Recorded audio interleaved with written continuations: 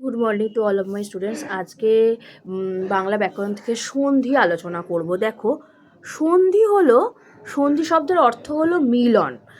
আর এই মিলন পাশাপাশি ধ্বনির মিলন। ধ্বনির মিলনকে, দুটো ধ্বনির মিলনকে আমরা বলে থাকি সন্ধি। তাহলে যেমন দেখো, নবান্ন যদি বলি তাহলে নব যুক্ত অন্ন। অন্ন শব্দের অর্থ হলো খাদ্য। আর নব মানে নতুন, তো নতুন অন্ন, অন্ন নবান্ন, নবযুক্ত অন্ন নবান্ন। এবার কিছু সন্ধির কিন্তু কিছু নিয়মাবলী মানে নিয়ম আছে, যেগুলো হলো অযুক্ত অ হয়ে যায় আ, অযুক্ত আ হয়ে যায় আ যুক্ত অ হয়ে যায় আ। এছাড়াও হর্ষযুক্ত হর্ষই হয়ে যায় দীর্ঘই, দীর্ঘযুক্ত হর্ষই হয়ে যায় দীর্ঘই, হর্ষযুক্ত দীর্ঘই হয়ে যায় দীর্ঘই। এইভাবে নিয়ম যদি আমরা অনুসরণ করে চলি, তাহলে সেই সন্ধির নিয়ম অনুযায়ী সন্ধিগুলো ঠিক মতো সেই সন্ধিগুলো করা যায়। যেমন দেখো, দুটো ধ্বনির মিলন ঘটছে, নবযুক্ত অন্ন নবান্ন। নব র আর বয়ের সঙ্গে নিহিত অ, আর অন্নর অ স্বরধ্বনির মিলন হলো অ যুক্ত অ, যেটা হচ্ছে আ। পৃথক যুক্ত অন্ন হলো পৃথগন্ন, অর্থাৎ পৃথক যেটা ক, সেই কটা কিন্তু গ হয়ে গেল। কেন গ হয়ে গেল? কয়ে হসন্ত, যখনই আমরা ব্যঞ্জন বর্ণ মানে যখনই লিখছি সেটা বর্ণ হচ্ছে, যখন মুখে বলছি সেটা ধ্বনি হচ্ছে। এবং সেক্ষেত্রে দেখো, কয়ে হসন্ত ওটা হচ্ছে আমাদের ব্যঞ্জন বর্ণ, এবং হসন্ত দিয়ে প্লাস অ অর্থাৎ ব্যঞ্জন ধ্বনি এবং স্বরধ্বনি দুটো মিলে কয়ে হসন্ত যুক্ত অটা হয়ে গেল গ, অর্থাৎ পৃথগন্ন। এবার দেখো, চলত যুক্ত শক্তি, চল শক্তি অর্থাৎ চ ল চয় ছয় কয় তয় হর্ষই, চলত শক্তি। এইটা হচ্ছে উভয় ধ্বনির মিলনের কারণে হচ্ছে খণ্ডেত্ব যুক্ত তালবেশ্য, দুটো মিলিয়ে হয়ে যাচ্ছে। সবসময় মনে রাখবে, সন্ধির নিয়মে খণ্ডেত্বর সাথে যদি তালবেশ্য যুক্ত হয়, সেটা হয়ে যায় চয়ে ছয়, চলত শক্তি হলো। আ যুক্ত চর্য হলো আশ্চর্য, আ যুক্ত চর্য হলো আশ্চর্য, অর্থাৎ আ ফলে কোনো কিন্তু বিসর্গ নেই, অর্থাৎ আ যুক্ত চর্য হলো আ তালবেশ্বয় চ অধ্যস্ত জয়ের আশ্চর্য। খানযুক্ত এক হলো খানেক হলো। এইভাবে আমাদের সন্ধি সংঘটিত হচ্ছে। এবার দেখো, সন্ধির প্রকারভেদ আছে। পত্রযুক্ত আবৃত, পত্রাবৃত, স্বরযুক্ত মাসিক, ষান্মাসিক। আমরা কিন্তু এইটা বলবো যে স্বর যেহেতু টটা ব্যঞ্জন বর্ণ বা ব্যঞ্জন ধ্বনি, টয় হসন্ত, তার সাথে মাসিক ম, ওই ব্যঞ্জন বর্ণ দুটোর মিলনের ফলে ষান্মাসিক হয়েছে। এবং দুটো যুক্ত বর্ণ কখন হচ্ছে? যখন আমরা দেখবে টয়ে হসন্ত, যখন ব্যঞ্জন বর্ণের নিচে যখন হসন্ত চলে আসছে, তখন তাকে আমরা বলবো যুক্ত বর্ণে চলে আসছে। যে কোনো যুক্ত বর্ণের ক্ষেত্রে কিন্তু হসন্তটা দিতেই হবে। যেমন দেখো, প্রাত যুক্ত কাল প্রাতকাল, প্রাত বিসর্গ যুক্ত কাল প্রাতকাল, অর্থাৎ প্রাত বিসর্গ যুক্ত কাল প্রাতকাল, এটাই হচ্ছে প্রাতকাল। এবার সন্ধি দেখো, আমাদের সংস্কৃত বা তৎসম শব্দের সন্ধি, খাঁটি বাংলা শব্দের সন্ধি। দুটো সন্ধি আমাদের হয়ে থাকে, একটা হচ্ছে সংস্কৃত বা তৎসম শব্দের সন্ধি, আর দুই হলো খাঁটি বাংলা শব্দের সন্ধি। সংস্কৃত বা তৎসম শব্দের সন্ধিতে আমরা দেখতে পাচ্ছি স্বরধ্বনি, স্বরধ্বনি সন্ধি, ব্যঞ্জন সন্ধি, বিসর্গ সন্ধি, এই তিনটে সন্ধি কিন্তু হচ্ছে। খাঁটি বাংলা শব্দের সন্ধি হলো স্বরজ সন্ধি আর ব্যঞ্জন সন্ধি।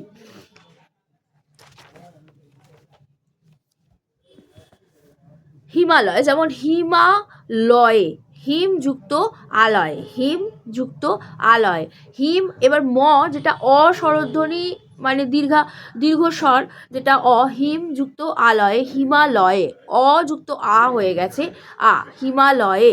পূর্ণযুক্ত ইন্দু, পূর্ণেন্দু, অর্থাৎ এক্ষেত্রে দেখো পূর্ণ অস্বরধ্বনি এখানে দীর্ঘায়িত হচ্ছে, মানে দীর্ঘ স্বর হচ্ছে অ, এবং অস্বরধ্বনি, তার সাথে হর্ষই যে স্বরবর্ণ বা স্বরধ্বনি, হর্ষই স্বরধ্বনি অর্থাৎ স্বরধ্বনি এবং স্বরধ্বনি বা স্বরবর্ণ যেহেতু লিখিত আকারে আছে সেই কারণে স্বরবর্ণর সাথে স্বরবর্ণ, স্বরবর্ণ যুক্ত স্বরবর্ণ অর্থাৎ পূর্ণ অ এবং হর্ষই, অযুক্ত হর্ষই কিন্তু এ কার হয়ে গেছে অর্থাৎ স্বরবর্ণ এ হয়ে গেছে।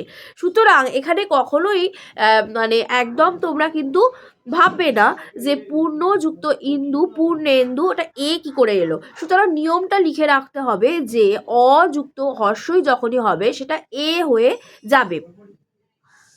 আচ্ছা, এবার দেখো পরযুক্ত উপকারী, পরোপকারী, পরযুক্ত উপকারী, পরের র তার সাথে যুক্ত আছে অ, তার সাথে যুক্ত হলো তোমার হর্ষ, তাহলে অযুক্ত হর্ষ দুটো যুক্ত হয়ে হলো ও।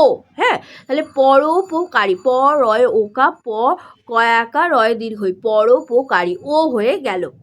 ক্ষিতিযুক্ত ইস, ক্ষিতীশ, দেখো ক্ষিতি হলো হর্ষইকার, তার সাথে যদি দীর্ঘইকার যুক্ত হয়, আমরা যদি দীর্ঘই যুক্ত করে থাকি তাহলে সেক্ষেত্রে দীর্ঘই হয়ে যাবে। হর্ষই যুক্ত দীর্ঘই সব সময় কিন্তু দীর্ঘই হবে, আবার দীর্ঘই যুক্ত হর্ষই সব সময় দীর্ঘই হবে, দীর্ঘই যুক্ত দীর্ঘই সব সময় কিন্তু দীর্ঘই হবে। মহাযুক্ত ইন্দ্র, মহা, দেখো মহেন্দ্র কি করে এলো, মহা অর্থাৎ আ যুক্ত হর্ষই, এই আর হর্ষই দুটো মিলে হয়ে যাচ্ছে একার অর্থাৎ আ এবং হর্ষই, এই দুটো স্বরবর্ণের মিলনে হয়ে যাচ্ছে আ স্বরবর্ণ। বিযুক্ত অবহার, ব্যবহার অর্থাৎ এখানে আমরা জফলাকে নিয়ে আসছি অর্থাৎ হর্ষই যুক্ত অবহার, হর্ষইয়ের সাথে অ যখন যুক্ত হয়ে যায় তখন সেটা জফলায় চলে আসে। এই যে নিয়মগুলো, এই নিয়মগুলো তোমাদের কিন্তু জানতে হবে এবং অবশ্যই তোমাদের খাতায় লিখে রাখতে হবে। আচ্ছা, জীবযুক্ত অনু অর্থাৎ জীব অযুক্ত অযুক্ত জীবাণু, অযুক্ত অয়ে হয়েছে জীবাণু। এবার দেখো জলযুক্ত আশয় হয়েছে জলাশয়। কিছু মানে সন্ধি আছে যেগুলো জেনে রাখতেই হয়, যেমন নিয়ম, প্রত্যেকটা নিয়মই কিন্তু এখানে খুব গুরুত্বপূর্ণ। যেমন অয়ের ক্ষেত্রে অযুক্ত অযুক্ত আ বা আযুক্ত আ এবং অযুক্ত এইটা যে অযুক্ত হর্ষও, অযুক্ত হর্ষও থেকে হচ্ছে ও, হ্যাঁ অযুক্ত হর্ষও ও এইটা, এবং দীর্ঘই যুক্ত দীর্ঘই আযুক্ত হর্ষই হলো এ, আযুক্ত হর্ষই হলো এ, হ্যাঁ হর্ষযুক্ত হর্ষযুক্ত হলো জফলা, যেটা আমরা ব্যবহারের ক্ষেত্রে করে থাকি, সেই এইগুলোর ক্ষেত্রে আমরা ব্যবহার করে থাকি। এই যে ফর্মুলাগুলো এগুলো জানলেই কিন্তু সন্ধির যে কনসেপ্ট সেটা ক্লিয়ার হয়ে যাবে। দেখো শীতযুক্ত অশীত হবে শীতাশীত, শীত মানে ত অশীত, অযুক্ত অশীতাশীত অর্থাৎ অযুক্ত হয়ে আ হয়েছে। আবার স্বাধিকার কথাটা যখন আসবো, স্বযুক্ত অধিকার দুটো মিলিয়ে হচ্ছে স্বাধিকার। আবার মোহান্ধ কথাটা যখন আসছে তখন মোহযুক্ত অন্ধ হলো মোহান্ধ, মোহান্ধ। পদাঘাত যদি বলি, পদযুক্ত আঘাত, পদযুক্ত আঘাত, অযুক্ত আ দুটো মিলে হয়ে যাচ্ছে আ অর্থাৎ পদাঘাত। এছাড়া দেখো হর্ষই দীর্ঘই যুক্ত হর্ষ, মানে হর্ষইয়ের ক্ষেত্রে কি কি হচ্ছে, দীর্ঘই যুক্ত দীর্ঘই সমান হয়ে যাচ্ছে দীর্ঘই, হর্ষই যুক্ত দীর্ঘই সমান হয়ে যাচ্ছে দীর্ঘই, সেক্ষেত্রে আর হর্ষযুক্ত হর্ষই হয়ে যাচ্ছে দীর্ঘই। হ্যাঁ হর্ষযুক্ত হর্ষই কখনো কিন্তু হর্ষই হবে না। রবিযুক্ত ইন্দ্র হয়ে গেছে রবীন্দ্র, অতিযুক্ত ইব হয়েছে অতীব, অতিযুক্ত ইত হয়েছে অতীত, গিরিযুক্ত ইস হয়ে গেছে গিরিশ অর্থাৎ গিরির হর্ষই এবং দীর্ঘই তালবেশ্য, গিরিযুক্ত ইস হয়ে গেছে গিরিশ অর্থাৎ গয়া হর্ষই রয় দীর্ঘই তালবেশ্য। অবশ্যই কিন্তু দেখতে হবে ফর্মুলাটা যে হর্ষই আগে আছে, প্লাসের আগে হর্ষই আছে এবং প্লাসের পরে দীর্ঘই আছে কিনা, তাহলে বানান নিয়ে সমস্যা হবে না। যদি দিয়ে দেয় এই ধরনের এমসিকিউয়ে, দেখবে যে তোমাদের দিল যে গিরিশ যে কথাটা এরকম দিয়ে দিল, গিরিশ বানানটার ক্ষেত্রে দিল, হ্যাঁ গিরি যুক্ত ইস মানে গয় হস্যই রয় হস্যই যুক্ত দীর্ঘই তালবেশ। এই দুটো এইটা তুলে দিল এবং তুলে দেওয়ার পরে বলল যে এই বানানটা কি হবে। গিরিশ গয় হস্যই রয় হস্যই তালবেশ হবে, না গয় হস্যই রয় দীর্ঘই তালবেশ হবে, না গয় দীর্ঘই রয় হস্যই তালবেশ হবে, না গয় দীর্ঘই তালবেশ হবে। সেক্ষেত্রে ফর্মুলাটা আগে দেখবে যে গিরিশের হস্যইটা প্লাসের আগে হস্যই আছে এবং প্লাসের পরে দীর্ঘই আছে, এবং হস্যই যুক্ত দীর্ঘই অবশ্যই কিন্তু দীর্ঘই হবে। গয় হস্যই রয় দীর্ঘই তালবেশ গিরিশ হলো। নারীস্বর যেটা নারী যুক্ত ঈশ্বর, এইটা ধরো দিয়ে দিল নারী বানান নিশ্চয়ই রয় হস্যই হবে না, এমন হয়তো দিয়ে দিল যে নারীস্বর এই শব্দটাই তুলে দিল যে দন্তন্বয়কা রয় দীর্ঘই তালবেশয়ে বয়ে র, এই শব্দটির সন্ধি কি হবে ভেঙে দেখা, মানে একটা 4টে অপশান দিয়ে দেবে, যেমন হলো নারী দন্তন্বয়কা রয় দীর্ঘই যুক্ত দীর্ঘই তালবেশয় বড়, এটা একটা হলো একটা অপশানে। দন্তন্বয়কা রয় হস্যই তা যুক্ত দীর্ঘই তালবেশয় বয় র, এটা একটা হলো। কেননা যেহেতু দীর্ঘই আছে নারীস্বরে তাই হস্যই যুক্ত দীর্ঘইটা কিন্তু ফর্মুলাতে ধরো দিল। আবার দেখো যেহেতু হস্যই যুক্ত হস্যই দীর্ঘই হয় সেই জন্য দন্তন্বয়কার রয় হস্যই যুক্ত হস্যই তালবেশয় ব র এমন দিয়ে দিল। আবার দেখবে দন্তন্বয়কার রয় দীর্ঘই পরেরটায় হস্যই তালবেশয় বয়রা দিয়ে দিল, কারণ ফর্মুলা যদি ভুলভাল হয়ে যায় গণ্ডগোল হয়ে যাবে। সুতরাং প্রথমটাই হবে, কেননা দীর্ঘই আগে আমরা নারীতে দিই তারপরে কিন্তু আমরা যাই, মানে তালবেশয় বয়রা আসে, নারীর কিন্তু কখনোই হস্যই হয় না। এই গেল, এই অনুযায়ী তোমাদের সন্ধি মনে রাখতে হবে। আচ্ছা এই গেল। আর স্ব ইচ্ছা যদি আমরা বলে থাকি স্বযুক্ত ইচ্ছা, এবার স যে কথাটা দন্তেশ্বয় ব, হ্যাঁ ওটা অ উচ্চারিত হচ্ছে অনেকক্ষণ ধরে, আমরা ওই স্বরবর্ণ অ উচ্চারণ করছি, তার সাথে হস্যই আমরা যে ফর্মুলা সেটা আমরা জানি যে নিয়মে আছে যে অ তার সাথে যদি হস্যই দিই তাহলে কিন্তু সেটা এ হয়ে যায়, তাই তো? সুতরাং সেটা হবে স্বেচ্ছা, স্ব ইচ্ছাটা হয়ে যায়, স্বযুক্ত ইচ্ছাকে আমরা বলবো স্বেচ্ছা বর্ণ মানে সন্ধিটা করে। শ্রবণ যুক্ত ইন্দ্রিয় মানে শ্রবণ মূর্ধন্য, হ্যাঁ মূর্ধন্য অ যুক্ত ইন্দ্রিয় হস্যই, তো অ যুক্ত হস্যই দুটো নিয়ে হলো এ, অর্থাৎ শ্রবণেন্দ্রিয় হলো। মৃগেন্দ্র অর্থাৎ মৃগ অ যুক্ত হস্যই দুটো মিলিয়ে হলো এ, মৃগেন্দ্র। এই গেল।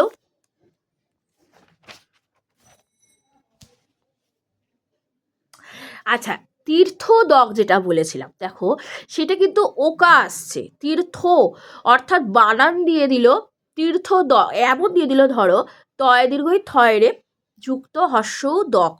এবার তোমাদের ফর্মুলায় কি ছিল থয় রে মানে তীর্থ অ উচ্চারিত হচ্ছে, এবং উদক অর্থে না উদক যেটা আছে শব্দটা সেখানে হস্যও আছে, অর্থাৎ অ যুক্ত হস্য দুটো মিলিয়ে হচ্ছে ও।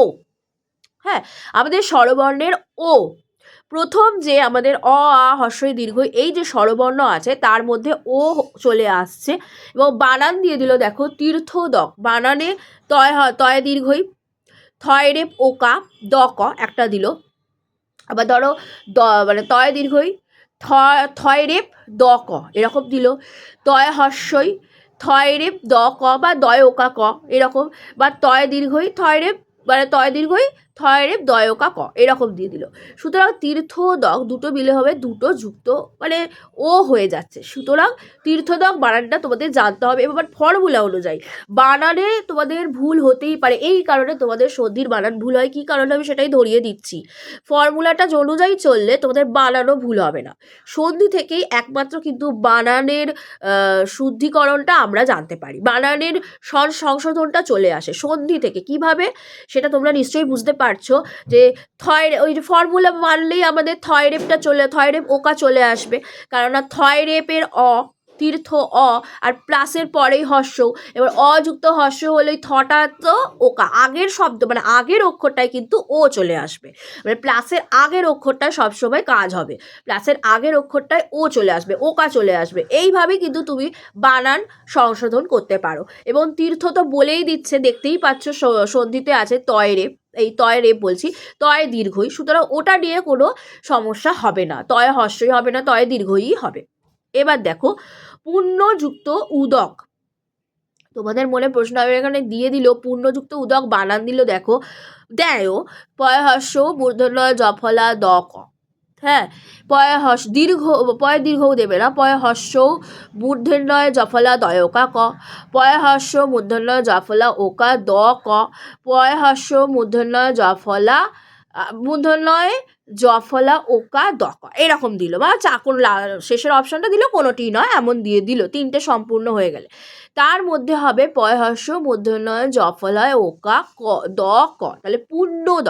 কেন এলো পয় জফলা? অনেকে ভুল করো, কি করো, মূর্ধন্যয় জফলা দ ক করে দাও, পয় হর্ষ মূর্ধন্যয় জফলা দ ক, তারপর পরে এসে বলবে না কেন পয় মূর্ধন্যয় জফলা দ ক কেন এলো, ভুল হলো কোথা থেকে, কারণ তোমরা ফর্মুলাটাই জানো না। ফর্মুলাটা হচ্ছে পয় হর্ষ মূর্ধন্যয় জফলা অ উচ্চারিত হচ্ছে, যুক্ত বর্ণের মানে যুক্তের প্লাসের পর হর্ষও আছে, যেহেতু অ আর হর্ষ মিলে ও হয়, সুতরাং আগের যে অক্ষরটা সেটা কিন্তু ওকা হয়ে যাবে, সেই জন্য পয় হর্ষ মূর্ধন্যয় জফলা ওকা দ ক এই বানানটাই কিন্তু ঠিক বানান, ঠিক আছে, আর আশা করি ভুল হবে না।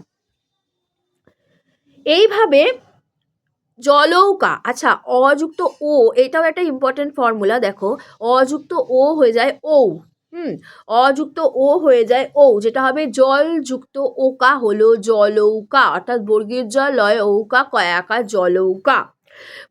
বনযুক্ত ঔষধি বনৌষধি, বনযুক্ত ঔষধি বনৌষধি, অর্থাৎ অযুক্ত ও নিয়ে হয়ে যাবে ও, এটাই হচ্ছে ব্যাপার। এবার বি যুক্ত অর্থ ব্যর্থ, বি অর্থে হর্ষই আর অ দুটো মিলে হয়ে যাচ্ছে জফলা, আগেই বলেছি হর্ষই আর অ মিলে হবে জফলা, ব্যর্থ। প্রত্যাশিত, সেটাও হবে প্রতিযুক্ত আশিত, প্রত্যাশিত হর্ষই আর আ দুটো মিলে কিন্তু হয়ে যাবে জফলা আকা। আমি কিন্তু বারবার বলছি হর্ষই যুক্ত অ যখন থাকবে শুধুমাত্র জফলা হবে, আর যখন হর্ষই যুক্ত আ থাকবে তখন কিন্তু জফলা আকা হবে, যেমন প্রতিযুক্ত আশিত হবে প্রত্যাশিত। আশা করছি বোঝাতে পেরেছি। আজকের ভিডিও এই পর্যন্তই। তোমাদের চ্যানেল ভালো লাগলে চ্যানেল সাবস্ক্রাইব করো, বেল আইকন দিয়ে দাও, লাইক করো, বন্ধুদের সাথে শেয়ার করো। আজকে এই পর্যন্তই, থ্যাংক ইউ।